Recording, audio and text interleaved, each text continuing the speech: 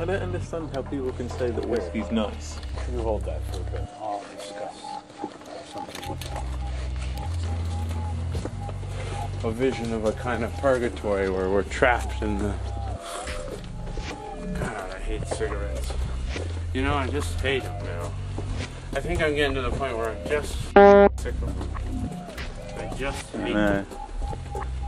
I mean, they don't do anything.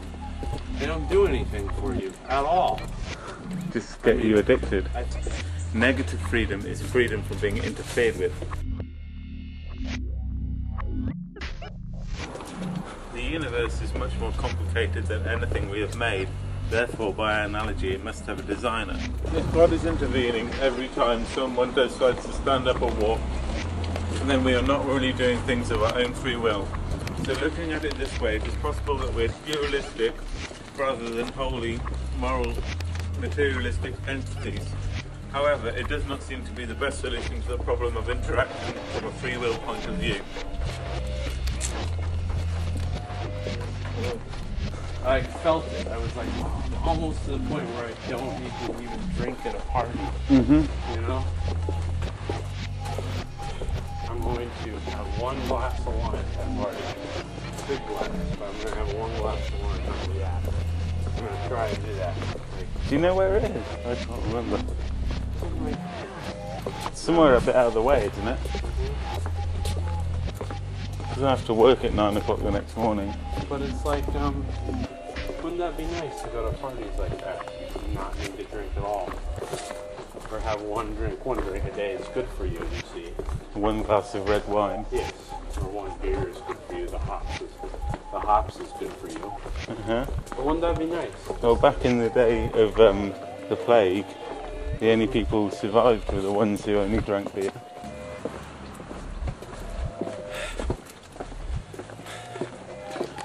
I don't know. I can't imagine it actually did. Why do I always feel like I'm being pursued by some malevolent force?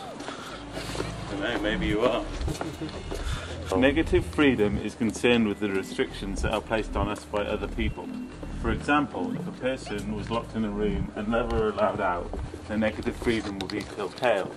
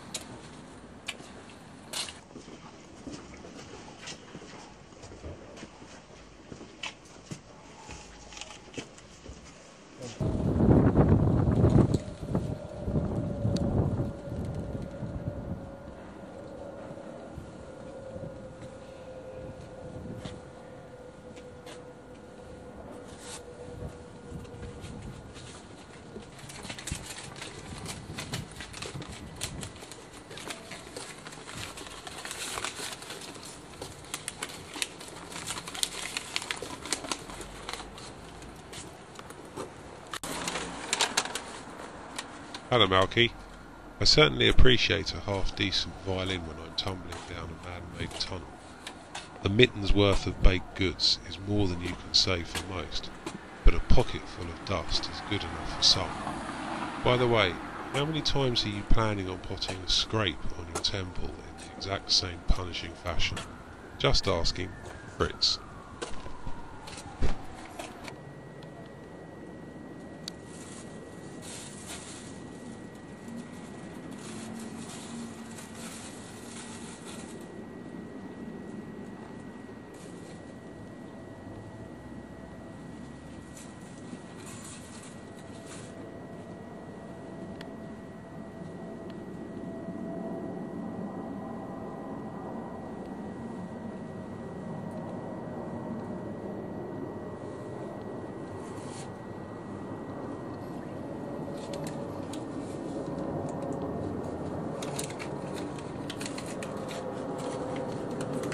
Dear Malky, I was wondering very much if I could move into your flat for Thursday night. I'd be out by October 6th of next year, when I don't have any belongings except for a friendly black Labrador.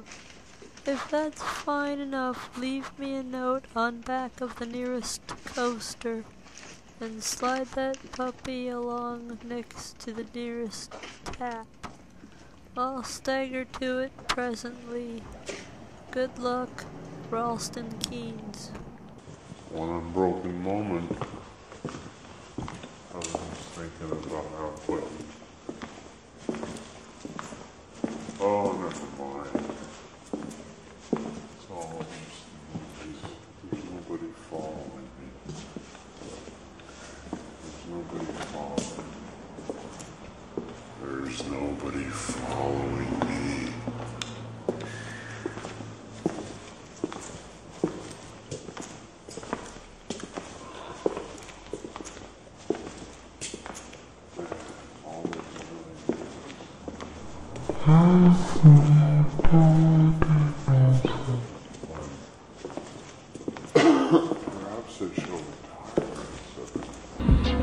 In the chilly autumn days of this year gone, Hannis Rigby and her tall friend met walking in the passage, and Hannis right away engaged her tall friend, whose name was Lauren, in a swampy discussion of Hannis's problem of 8 suitors.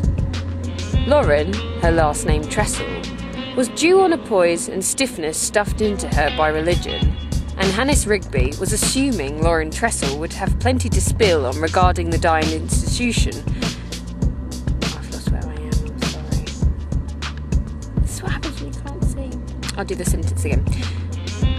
Lauren, her last name Tressel, was tall due on a poise and stiffness stuffed into her by religion, and Hannis Rigby was assuming Lauren Tressel would have plenty to spill on regarding the dying institution, of anyway fragile institution, of marriage. Hannis's problem was not, though, that she had 8 suitors, but that the 3 suitors who most inspired some dizzy, lovely thoughts in Hannis were the 3 suitors most ill-suited, if you will, towards marriage. One of these three suitors, Suitor X, had a tendency towards non-threatening obsession, and so was sending Hannis a steady stream of love notes, these arriving every day through her letterbox in their cream envelopes, in their spare prose. Suitor X never speaking to Hannis, via computer or phone, pretending he had never heard of such things, pretending it was 100, 200 years previous.